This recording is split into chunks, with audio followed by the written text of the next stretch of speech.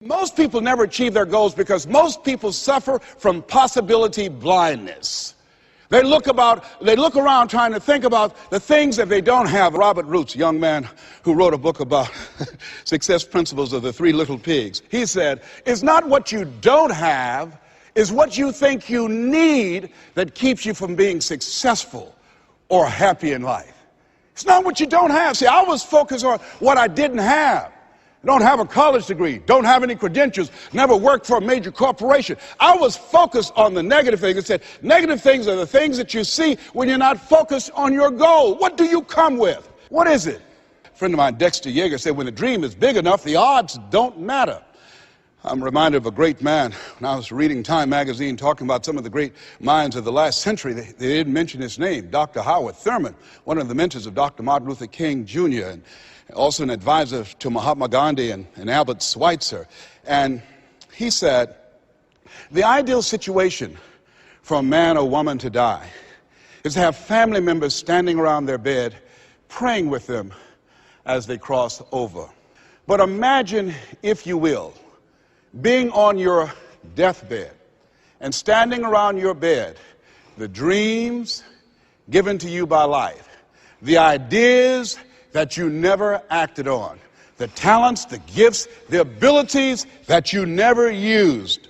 And there they are, standing around your bed, looking at you with large, angry eyes, saying, we came to you, and only you could have given us life. And now we must die with you forever. And the question is, if you died this very moment, what will die with you? What dreams, what ideas, what talents, what leadership?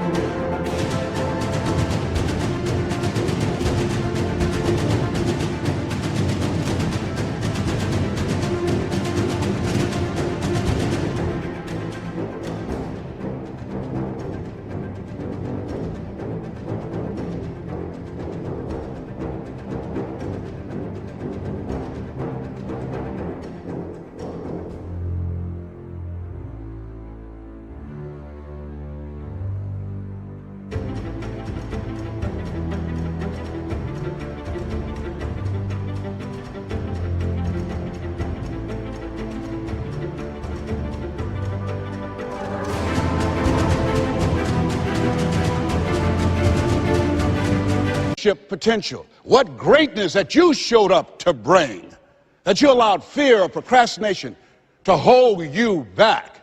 Perhaps that's why Henry David Thoreau wrote the words, oh God, to reach the point of death, only to realize that you've never lived, only to realize that you've never scraped the surface of your potential. When you don't have a true appreciation and acceptance for who you are, and you allow yourself to be immobilized by fear, what happens in the process is that you begin to abuse yourself. You begin to sabotage your life, you begin to sabotage your dreams, you begin to unconsciously work against yourself. You become your own worst enemy. So what do you do about that?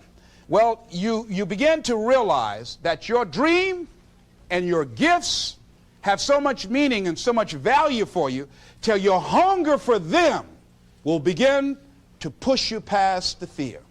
Your hunger to have them will give you a special drive.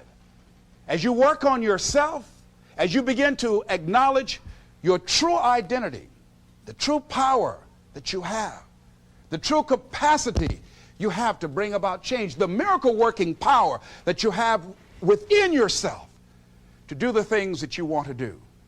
When you take them on, I'm reminded of a man who, this gentleman was doing a special study of a special tribe in Africa, headhunters. And he had difficulty in developing a relationship with these tribesmen because of the fact that he had fear. He had fear they were going to take his head. So he worked there for a long time with no effort, no progress in developing a relationship and rapport and being able to achieve a level of trust. So finally one night while he was in bed, he was thinking about it. I said, what is it that you came here to do? What is your life work as a missionary? He said, I wanted to study these tribesmen.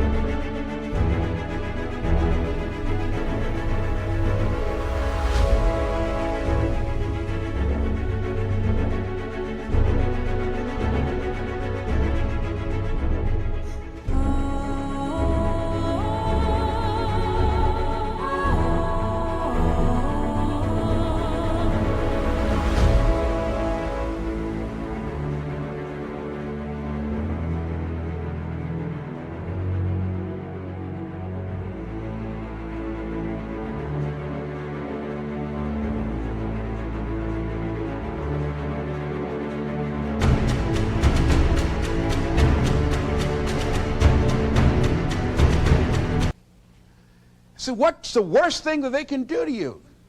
Kill you. And he just decided, hey, this is what I came here to do. I know that there's some risk involved, and I'm going to do it, come what may. He said, I'm not going to be afraid anymore. He went back the next day, and he started doing the work and trying to talk to and interview many of the members of this tribe. And they began to respond to him. They threw out the welcome mat to him. And years later, when people came to see what his progress was, they asked him, how were you able to do this? How did you convert the relationship from being hostile to that of being positive? And he said something I think has value for all of us. He said, when life can no longer threaten you with death, he said, what else is there? And the majority of the fears that we have are not life or death fears. They're not those kind of fears. But through our imagination, we blow them out of proportion and we give them more power than they actually have or deserve, and we permit them to govern our lives. We permit them to determine how far we can stretch out on our dreams and discovering our stuff. And as we begin to look at ourselves and begin to, wait a minute, just getting to the point as you assess yourself and begin to prove yourself and just say, wait, hold a minute. I've been sweating this out. What's the worst thing that can happen to me on this? Will it kill me? Will I die? Why am I going through all of these changes over this? How much power does this really have? And am I the one that's feeding the power into it? See, a lot of times we allow ourselves to be fed and to be programmed into.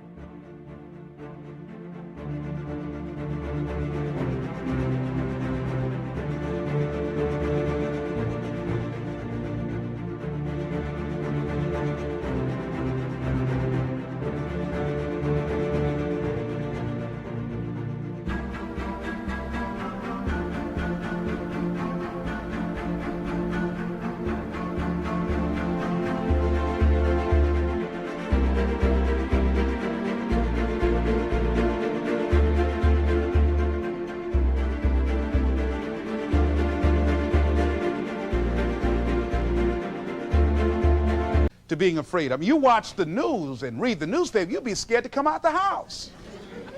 Am I right? You'd be afraid. So what kinds of things, what kinds of thoughts are you feeding your consciousness? What kind of things are you putting in your mind that will enable you to either move forward or to justify why you're staying where you are?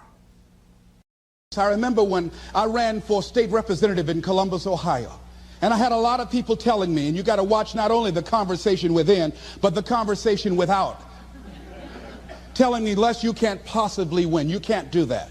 And I went down to the legislature, and I saw myself. I knew what I wanted. I saw myself in the chair. I pointed out the chair that I wanted. I used to go and sit up in the galleries and watch the legislative process. I used to go to the committee meetings and listen to legislation being introduced. I learned how to write legislation, how to amend legislation.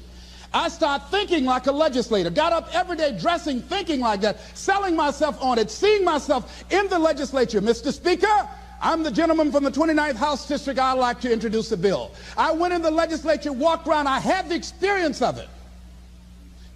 And when I ran and won against overwhelming odds, they were shocked. I won the election even before it was held because I was living it in my mind. You want to see yourself beyond your circumstances. You got a challenge, see yourself beyond your challenge. See yourself with the challenge already resolved. And knowing that all is well, seeing yourself in control and in charge of your destiny, being healthy and happy. The next thing is, it is important in the area of motivating yourself, it's important to know why you're doing it. Because that mind will say, why bother?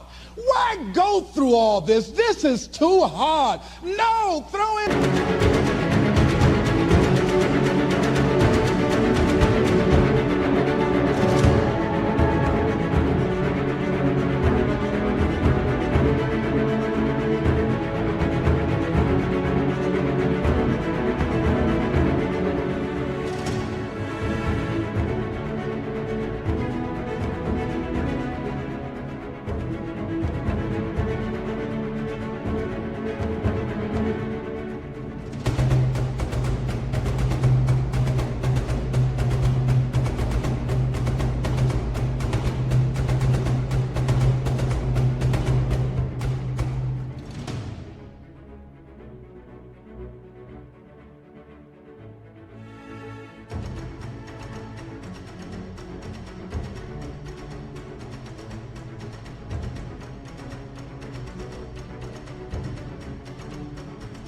The tower. It's not worth it. Has it ever said that to you before? Here's how you can handle that. Here's how you override that. Write down 5 reasons why you deserve it. Why do you deserve what you want? Why you? Why do you deserve it? What meaning and value will it bring to your life? What's so different about you that you deserve your goal or this goal? And when you write down those 5 reasons, when you have some down moments, and you're going to have them, when that conversation starts talking to you and it's going to talk to you, what you will do is you can pull that out and read it, and it will build you up. It will be your rod and your staff to comfort you through some challenging moments, because you're going to have some. Life will knock you between the eyes. It will catch you on the blind side, come out of nowhere, stuff you can't anticipate that will knock the wind out of you. You want to give up.